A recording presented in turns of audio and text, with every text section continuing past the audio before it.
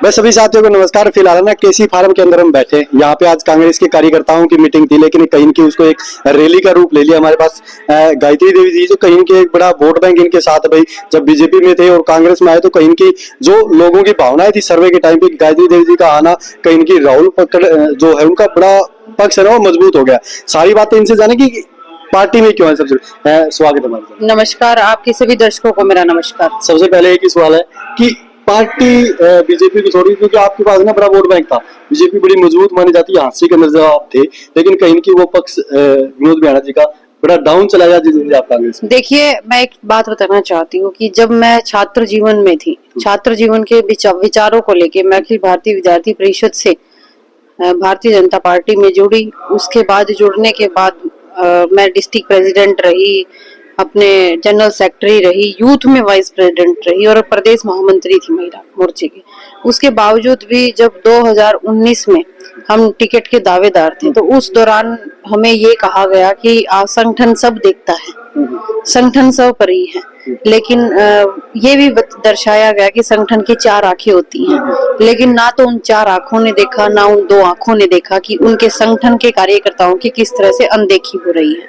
लेकिन कुछ व्यक्तियों द्वारा समझाया गया कि भाई नहीं, पार्टी हमें भी लगा कि एक विचारधारा से जुड़े थे तो पार्टी में रहना चाहिए। उसके बाद 2024 में वही हालात कि हांसी में एक ऐसे व्यक्ति को टिकट दे दी जाती है जिनकी छवि के बारे में हर व्यक्ति भली भांति परिचित है। जब मैंने अपने संगठन में ये बातें आगे ऊपर अवगत कराई शीर्ष नेतृत्व को, तो उनके कान पे जू तक नहीं रहेगी। जब ये बात मुझे पता लगी, तो जिस दिन विनोद बिहाड़ा जी की टिकट डिक्लेयर हुई थी, मैंने उस दिन से मूड बना लिया था कि मैंने भारतीय जनता पार्टी को अलविदा कहना है। क्योंकि देखिए, मैं स्वाभिमान से राजनीति करती हूँ और स्वाभिमान से राजनीति करते हुए आगे मैं आज तक बढ़ी हूँ। मैं गलत का साथ नहीं दे सकती, कभी नहीं दूंगी। एक चीज और देखने मिले कहीं की, जो आपके गांव के दौरे थे महिलाओं के बीच में, युवा साथियों के बीच में, वो लोग भी इस चीज की आस लगा रहे थे कि बीजेपी की टिकट गायत्री देवी को हांसी की। देखिए, जब एक व्यक्ति अपना समय निकाल कर आपको समय देता है और समय देकर ये कहता है कि हम आपके साथ जुड़े हैं, पार्टी आपको टिकट देगी, हम आपके साथ हैं, उसके बावजूद भी आज आप देखिए कि वो लोग मेरे साथ हैं। उन्होंने मुझे जैसे ही टिकट डिक्लेयर हुई तुरंत पूछना शुरू कर दिया था कि मैडम जी क्या करना है। मैंने उनको कहा कि आप इंतजार करिए, हम एक अच्छा फैसला लेंगे, और उन सब के कहने से ही हमने ये फैसला लिया है। पार्टी की वोट तो सभी के साथ होते, लेकिन गायत्री देवी के साथ खुद का वोट बैंक एक चल रहा है। चाहे सोशल मीडिया से लेके, चाहे स्पोर्ट्स वाले बच्चों से देख ले, महिलाओं से देख ले, वो सारा का सारा कांग्रेस में आना। देखिए, जब आप जनता के सुख दुख में शामिल होते हो तो एक आपकी वे बन जाती है, और वो वे आपको आगे तक लेकर जाती है। क्योंकि देखिए, जो सामाजिक जीवन हम निर्वहन कर रहे हैं, हम आज सामाजिक जीवन में है, संस्कारों से ओतप्रोत है, उन संस्कारों को और सामाजिक जीवन को हम आगे लेकर चलते हैं। अगर हम उन व्यक्तियों को जिनके सुख दुख में शामिल नहीं होंगे और उनको साथ लेकर नहीं चलेंगे, तो क्या बनेगा? कुछ नहीं बनेगा। क्योंकि मैं परिवार मानती हूँ हांसी हल्के को अपना, क्योंकि यहाँ पर मेरा जन्म हुआ है, यहीं पर मुझे कर्म करने हैं, तो मैं अपने हांसी हल्के को साथ में लेकर चलती हूँ। आज राहुल भाई को कांग्रेस पार्टी ने टिकट दी है और पूरी जनता जनार्दन उनके साथ है, और उनके साथ होते हुए जो जन सैलाब है वो खुद चुनाव लड़ रहा है राहुल भाई का। आज कांग्रेस के कार्यकर्ता यहाँ पे आए थे, लेकिन गायत्री देवी की टीम अलग सी दिख रही थी यहाँ पे। देखिए, मैंने अभी कहा कि जब आप एक परिवार मानकर उनके सुख दुख में खड़े रहते हो, तो वो आपकी टीम बन जाती है और वो लोग आपके साथ खड़े होते हैं। पूरी टीम हमारे साथ आई है, पूरी महिलाओं की टीम हमारे साथ आई है। कल भी मैंने 4 प्रोग्राम किए हैं, जहां शाम को 8-9 बज गए थे मुझे। महिलाओं से मैं मिलती जुलती रही।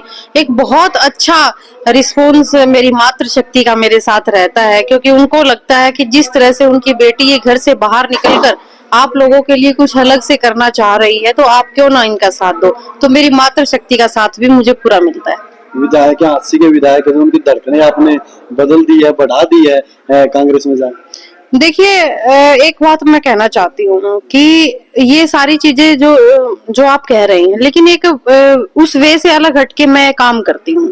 मैं एक कदम पे ना चल के मैं साथ लेकर चलने में विश्वास रखती हूँ, और वही साथ लेकर मैं चली हूँ। वही मैंने साथ लेकर के अपने टीम को अपने साथ रखा है, और उनको साथ रखकर पूरी टीम को राहुल भाई के साथ लगाया है, और अपने हांसी हलके को हमने समृद्ध बनाना है, और राहुल भाई के साथ मिलके हम हांसी का विकास करेंगे और हांसी का समृद्ध बनाएंगे। हम राहुल भाई से बातें कर रहे थे इंटरव्यू में, उन्होंने एक बात हमने भी पूछी थी कि गायत्री देवी जी के आपके पास है तो महिलाओं का वोट बैंक बड़ा आया।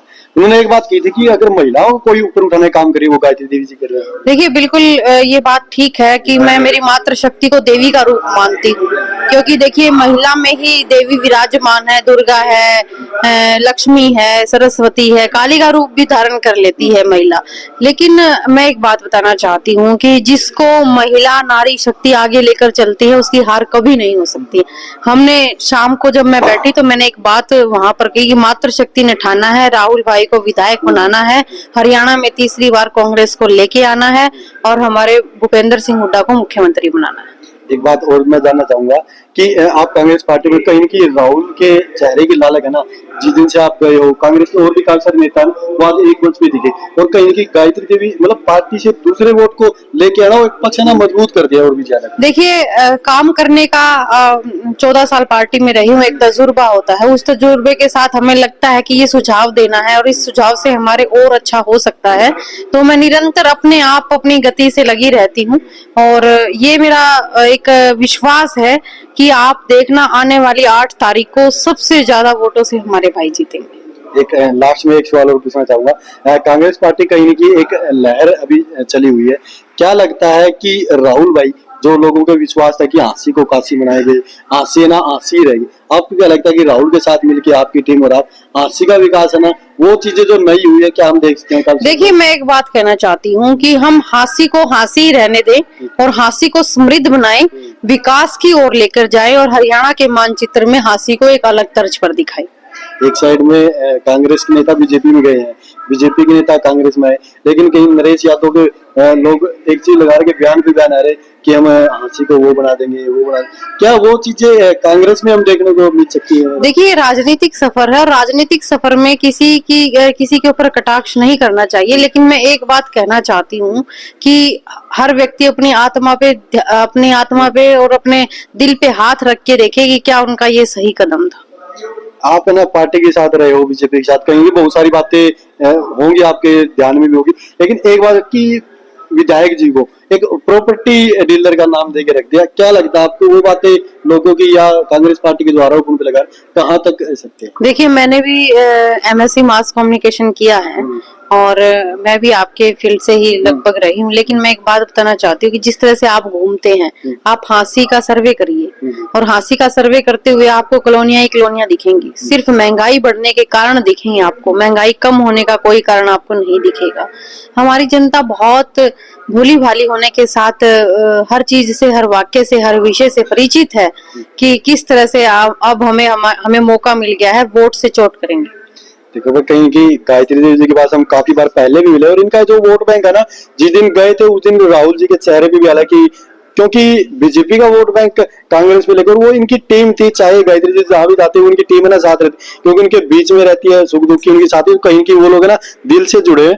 तो आपका अपनी राय कमेंट में जरूर देना कि आपको मैम के विचार कैसे लगे। वीडियो कर देना शेयर। तब तक नमस्कार।